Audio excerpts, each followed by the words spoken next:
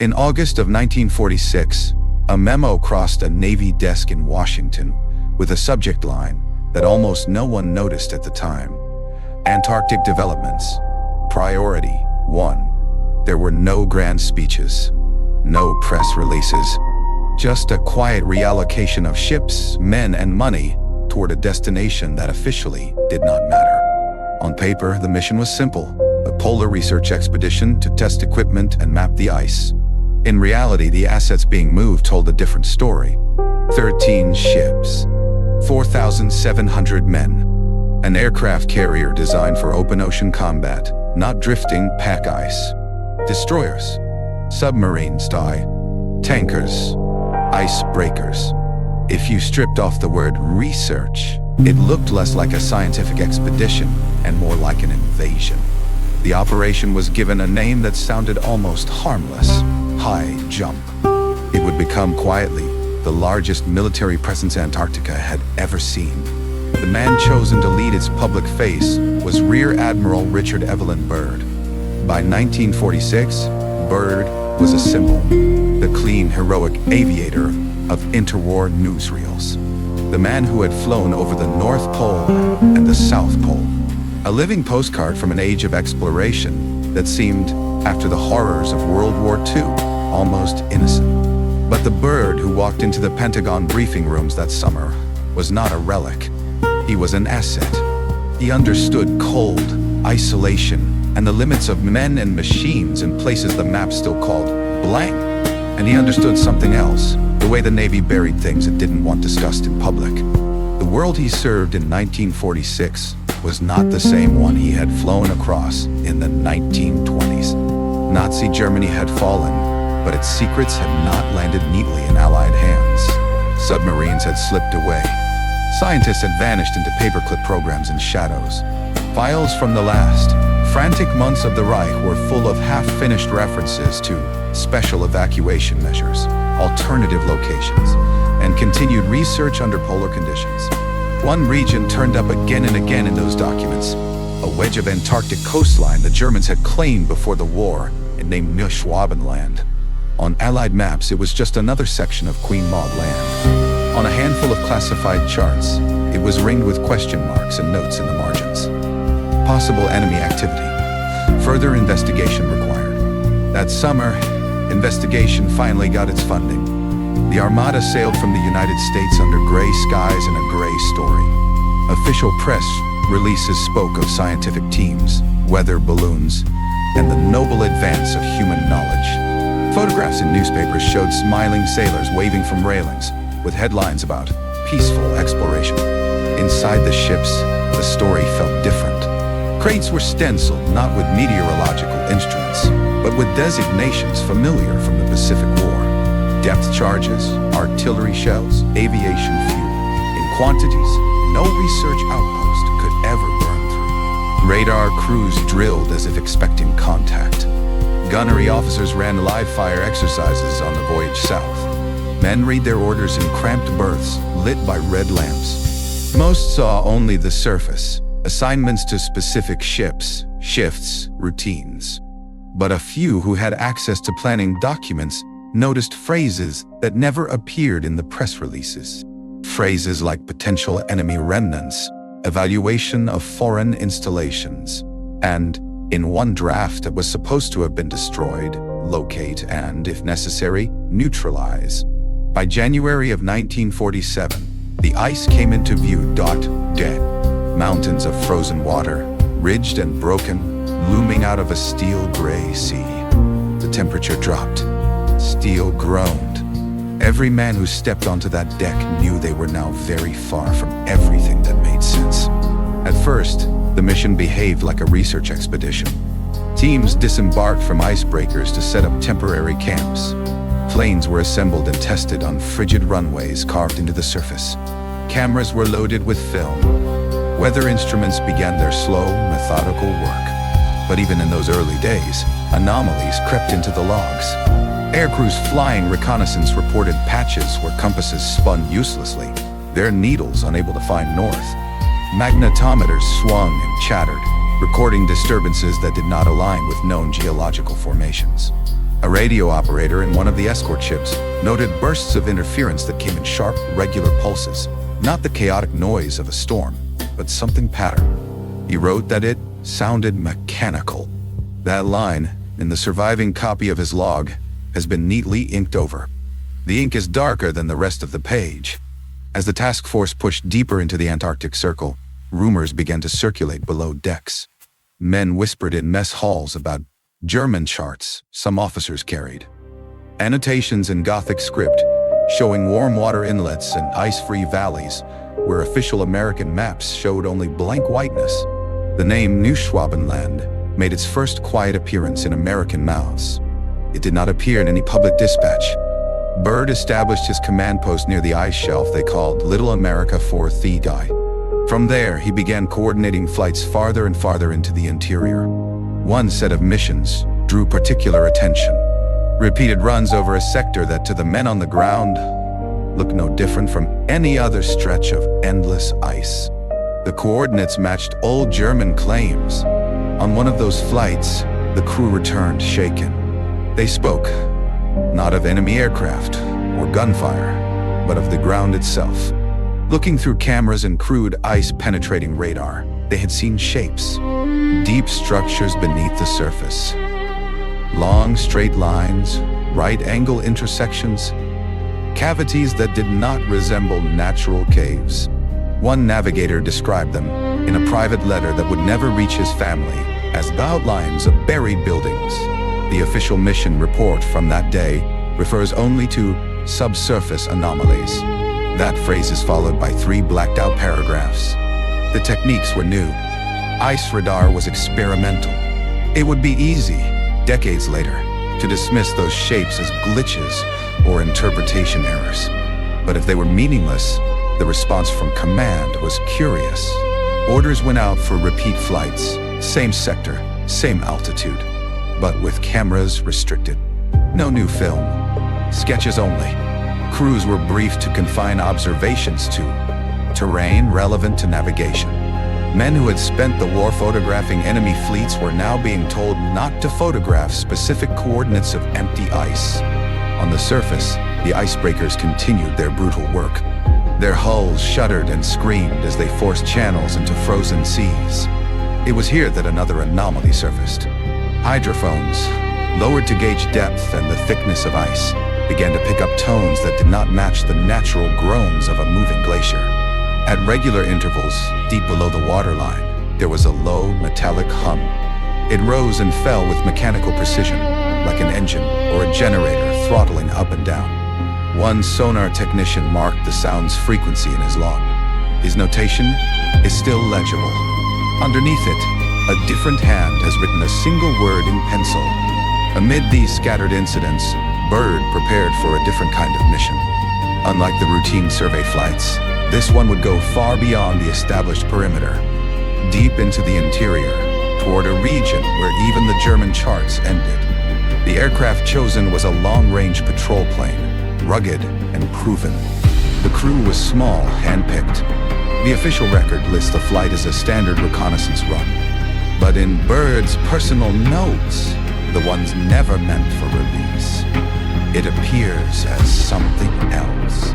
The entry's brief, written in his tight, formal hand.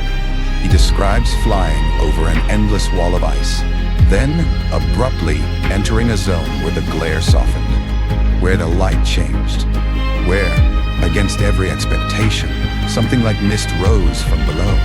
Temperature readings, he notes, ticked up degree by degree. Instruments designed for polar conditions began to report values that belonged to another latitude. Through breaks in the cloud, the crew glimpsed surfaces not purely white, but streaked with darker shades, as if rock or something else lay exposed.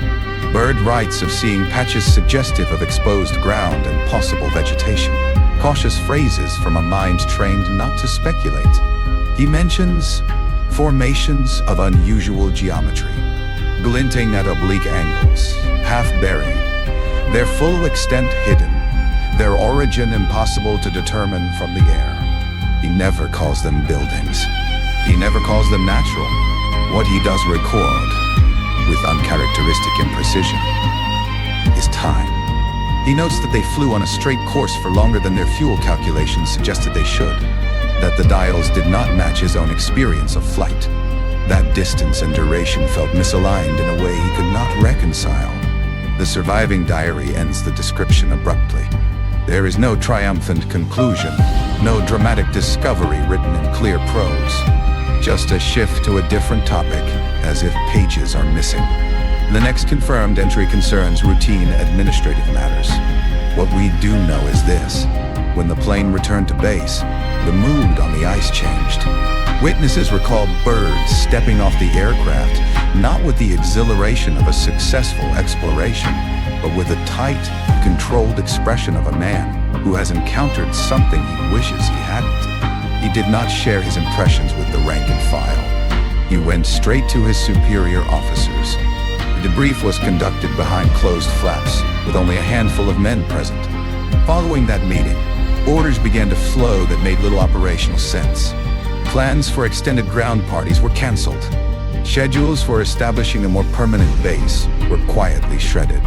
Expeditions that had been weeks in the making were halted the night before departure. Recorded justifications cite logistical reevaluation and adverse conditions. The weather logs from that period, however, describe some of the most stable days of the entire mission. Within days, messages were relayed back to Washington, recommending early termination. The giant fleet, assembled at great cost, was told to prepare to leave. It is at this point that tragedy struck in a way that could be explained, but never quite forgotten. On December 30th, one of the mission's aircraft, a PBM flying boat designated George 1, crashed during a whiteout over remote ice. 3 men died. 6 survived, stranded in freezing isolation for almost 2 weeks before a rescue team reached them. Official reports blamed weather, misjudged altitude, the inherent dangers of polar flight.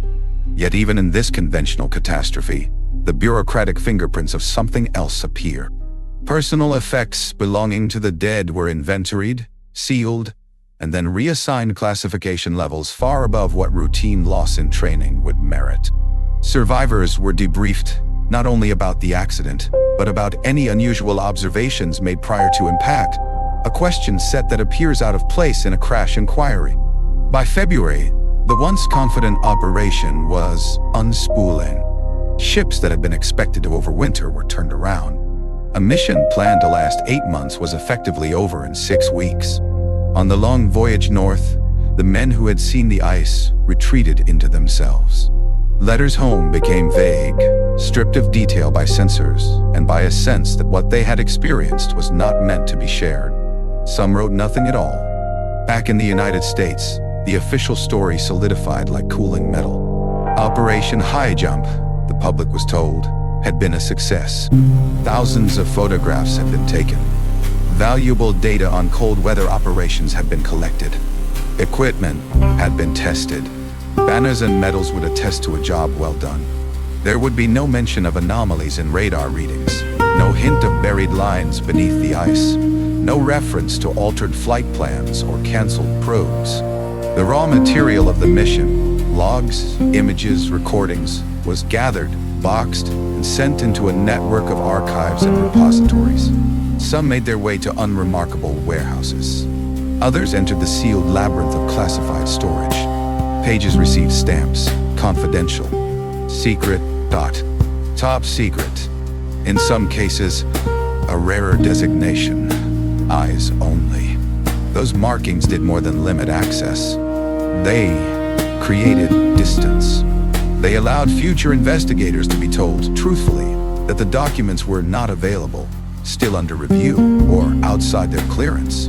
Time, which erodes so much, would also erode questions. Men who had been there would age. Many would die. Their memories would be scattered across obituaries and unrecorded conversations, never fully aligning into a complete picture. Admiral Byrd returned not as a conquering hero, but as a tired officer at the end of a long road. He attended ceremonies, posed for photographs, signed papers. For the public, his Antarctic chapter was just another exploit in a life already full of them. For him, it was something more complicated. Then, in March of 1947, a a small crack appeared in the wall of silence. In Chile, on his journey home, Byrd sat for an interview with a newspaper called El Mercurio. The conversation should have been routine, diplomatic pleasantries, reflections on exploration, vague talk about the future. Instead, in a few brief sentences, he said something that did not fit the script. He spoke of a new kind of danger, of regions from which attack could come swiftly, bypassing traditional front lines. He alluded to flying objects capable of traveling from pole to pole at extraordinary speed. He warned in careful language that the United States could no longer afford to ignore the possibility of threats emerging from remote, seemingly empty parts of the world. The article ran. For a moment, it flickered in South American papers and on a few international wires. Then it disappeared. The piece was never officially reprinted in the United States. No follow-up questions were invited. No clarifying statements were issued. In the years that followed, versions of that interview would resurface in different forms, passed from researcher to researcher, photocopied, translated, debated. Was it accurately recorded? Was Byrd misquoted? Did a nervous editor exaggerate his words for effect? The original transcript, if it exists, remains out of reach. What does exist in the record that survived is a pattern, a massive military presence in a region publicly described as unimportant, an unexpectedly short mission, unexplained shifts in operational priorities, fragmentary reports of anomalous readings, strange structures under ice, and flights that reached something no map acknowledged. A commander who returned speaking obliquely of new dangers, then fell quiet. Operation Highjump never produced a grand cinematic revelation. No officially recognized enemy base was stormed. No alien craft was photographed rolling across the ice. The story it left instead is one of partial erasure, of lines crossed out, pages removed, folders misplaced on purpose. This is not the story of what Antarctica definitively is. It is the story of what powerful institutions do when they find something they do not yet understand, in a place the public does not think about, at a time when the world is still bruised and looking for stability. They change the subject. They rename the mission. They bury the evidence under technical jargon and routine commendations. They wait for the men who were there to grow old. Today, when you hear the word high jump, it appears in footnotes, in specialized books, in the margins of debates about conspiracy and myth. For most people, it is a curiosity, a cold, distant episode from the early Cold War. But in locked rooms, in cabinets whose keys are carefully tracked, there are still boxes that bear that name. There are reels of film never projected, contact sheets of photographs never printed for public eyes, rolls of magnetic tape whose signals have not yet been fully decoded with modern tools. They sit in the dark, labeled with numbers and phrases that mean little to anyone outside the system. Task Force 68, Antarctic Reconnaissance, Subsurface Anomaly Survey. Eyes only.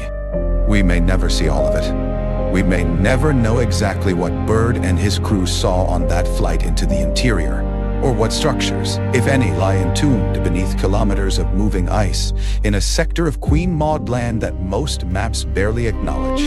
But we can read the shape of the void they left. We can trace the outlines of a decision made in 1947, that whatever was found there was not to be part of the official story of the war, or of the peace that followed. And we can ask a simple question that governments have always feared. If there was truly nothing in Antarctica but ice, why did they need so many ships, so many men, so much secrecy? And why, after all these years, are we still not allowed to see all the files from Admiral Byrd's last strange war at the bottom of the world?